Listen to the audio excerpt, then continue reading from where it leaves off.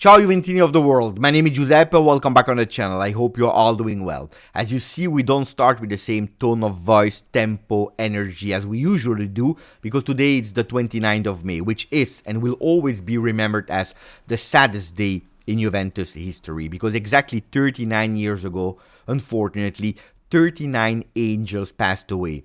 In the final of Champions League played here, really close to where I live, in the Heysel, Brussels, Belgium. In the final between Liverpool and Juventus. It's important to continue to speak about it, to remember, to remind people what happened that day. I usually do in the videos. This time I want to send you to maybe something even better. MORTEN BERING, that is a follower, a subscriber of this channel, Juventino, always speaking extremely well and detailed and well informed about Juventus on social media, on Twitter. Well, this morning he had the opportunity to interview Ugo Cignoli, who is actually someone that was there, so who better than him to explain really in detail what happened. Fantastic, touching article. The link will be into the description, otherwise you can also find it in the Telegram group where I reposted it this morning. Really touching, go back and watch it. Guys, what is important? What is important to explain to the new generations? The image that we saw 39 years ago, they are unacceptable. Violence is absolutely not tolerated in any stadium in the world, in any sport event, in any event of the world. These images should never be tolerated, should never happen again. Extremely important. If your intention is to go, not to support, not to celebrate, stay home, stay away, because what we saw there is really tragic, is really sad to see. It is unacceptable. Whatever color you're wearing, whatever shirt you're wearing, whatever club you're supporting, these kind of things are unacceptable and can't be allowed. Never. Banter between clubs, absolutely yet. Not all the people from whatever club are bad or good. There are good and bad people everywhere, like everywhere in the world. The moment that we are speaking now about, it's not a message to go and hate other clubs. The message that we are sending here is go support, go celebrate, go with the intention to go for a festive event, not to go to destroy things and especially people's life. Maximum of respect and support to the 39 family members of the people that passed away. Love and respect. Now it's a difficult transition because we will speak about football, which is the most important thing of the non-important thing. So we will do it. After 3 minutes, we will do it. Where is Thiago Motta? ¿Dónde está Thiago Motta? I told you yesterday we will try to follow the steps of Thiago Motta. Yesterday, well, I was a bit a stalker because I went on the Instagram account of Angela Lee Motta, who is the wife of Thiago Motta. They were on their Harley Davidson in Spain, traveling Spain from Bologna to Spain, and then in the late afternoon they arrived in Madrid. Hopefully he will not stay there that much and he will come back to Italy, to Torino as fast as possible. Don't worry guys, he will be announced by Juve. I always told you here on the channel, not before the 1st of June, and today we have more and more confirmation that it will not happen before the 1st of June. They're even going towards mid of June, where everything is already done. So don't worry, Thiago Motta is the coach of Juventus 24-25. If it doesn't happen faster, but guys, don't worry, he will be in Torino, maybe not even physically, but at least announced around the mid of June. So a bit of patience, that's what we do. Guys, it's a difficult transition, so let me start thanking all of you for the maximum of support. This morning we reached 29,917, which means 83 Juventini are missing to reach 30,000. You know, with 30,000, we celebrate, we smile, we are happy, and then we continue. We set a new target. So I'm counting on you. Interact on this channel because we speak also about the tactics. Pay attention. I did the first part a few days ago. You really appreciate it. Today we go with another part. So we go with Corriere dello Sport. They are saying rinnovi Juve. Per Giuntoli la prova del 9. Pay attention. A lot of renewals for Giuntoli. He needs to work. There is a lot of work for Cristiano Giuntoli because he needs to renew. 9 players are ending their contract on the end of 2025. It will be tough. Big decisions to take there because you know it, huh? That new tournament, Club World Cup for Club, will be played June, July. And players that are not renewing, well, they will not even be able to play that tournament fully, because then they will have to stop and go back to Europe. Disaster. So you will have a lot of work. There are some important players, Weston McKennie, Federico Chiesa, the goalkeepers, etc., etc. So super important. He will have a lot of work to do, and he will not be alone, because it's true that Tognozzi went away. Manna left, he went to Napoli, so he's starting to reinforce his team, because it's nearly official now, not yet by the club, but Stefano Stefanelli, sporting director of Pisa, that was his ex-collaborator in the past, will join his team. It's the first name, and then waiting maybe for Giuseppe Pompilio, etc., etc. So he will not be alone to work on all these kind of things. If Di Gregorio is nearly a done deal, we are just waiting for the announcement, like Thiago Motta. Well, there is Calafiori, that is not yet a done deal. Big priority, a player that Juventus really want. They want to start with him. They know that he's key and fundamental in the game of Thiago Motta.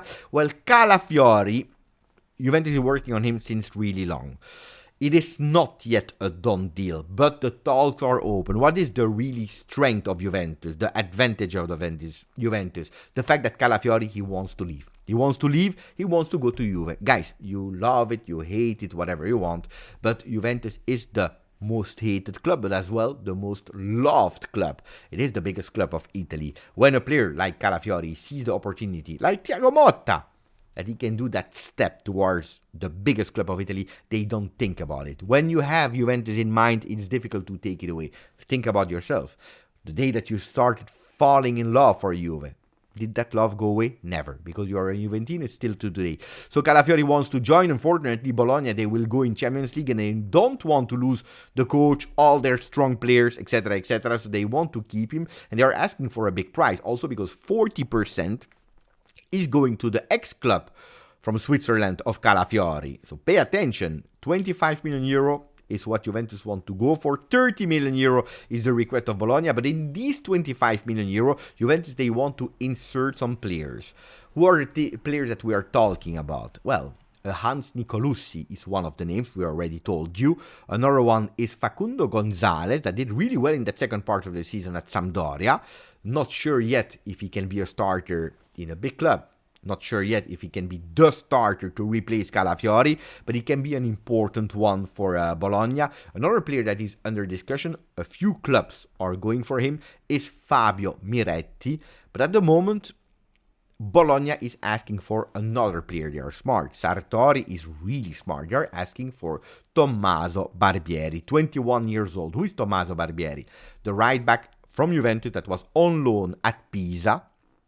Sporting director Stefano Stefanelli that is coming. Guys, at Pisa, he did a fantastic season. Probably the best right back of second division last year. Well, pay attention, because Thiago Motta, he appreciates him a lot. And we know that we don't have a lot of left back. We don't have a lot of right back. We have a problem of fullbacks. Danilo will not be enough. Cambiaso will not be enough if Cambiaso goes back to that left back role that he played at Bologna with Thiago Motta. We need reinforcement. And it's true that we are speaking about the Di Lorenzo that doesn't want to stay at Napoli, even if Conte is trying to convince him. But Tommaso Barbieri will have his chance to prove himself during the summer. A summer that I tell you will be extremely important. From the 10th of July, when Juventus will be back, not all of them because you have the Euro, but a lot of players will be back, we need to go full power. Immediately, full power, putting energy in our legs. Immediately, because it will be an extra long season. So Tommaso Barbieri will play there. And that's why at the moment Juventus is saying, wait, we want to test him.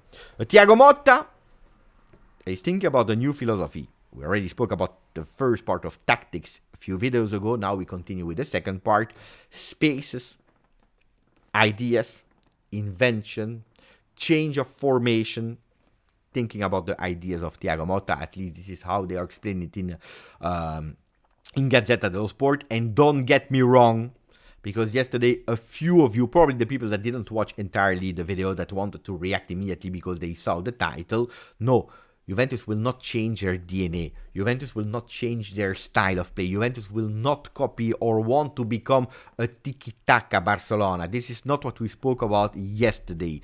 The title, Barca Style Juve, was referring to the early years of Thiago Motta when he was there, a player of La Masia, the youth academy. speaking about sense of belonging, that was the most important message of that. And then, of course, some ideas a la Luis Suarez that can be a copy for Vlahovic, to be like that and thinking about the movements of a Luis Suarez. Look, today we can speak about the tactics up front, the offensive tactic, the important role in Dusan Vlahovic that can be in a 4-2-3-1 or a 4-3-3. Look at the movements that Dusan Vlahovic will need to do to work extremely well in the game of Thiago Motta. We see it with an animation. You see the ball is coming from the back with a Dusan Vlahovic that is coming below to take that ball. Doing so, you have the two mezzala, the two midfielders that are jumping into that box, with the two wingers, Chiesa, Kenan Yildiz, Soulé, whoever will be there, that are dropping down as well. Dusan Vlahovic will be key there because he will have a few opportunities, giving the ball on the left for the one-on-one of Kenan or Chiesa, or the right side, one-on-one to enter, or giving immediately that ball vertically to the mezzala that went up, or he can even go himself, or with a shot from the distance, or going up with the ball to take a decision much later. And that will be a movement that we will see a lot of times Dusan Vlahovic do.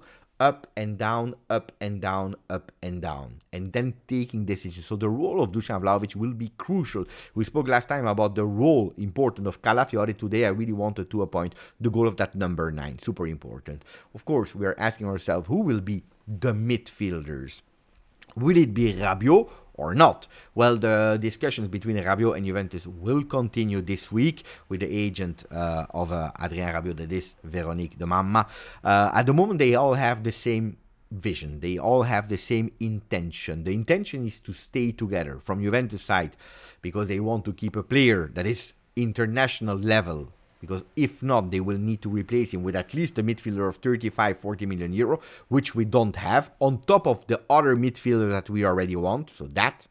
The intention of Thiago Motta to play with Rabio, but also the intention of Rabio to play in a club that will have more ambitions than last year, because we are playing in Champions League, Supercoppa, we are playing that Club World Cup at the end of the summer. So a lot of ideas are going towards this. Of course, you need to talk, you need to find an agreement on the length, on the salary, on the centrality of the role of Adrien Rabiot. So a lot of things to do there.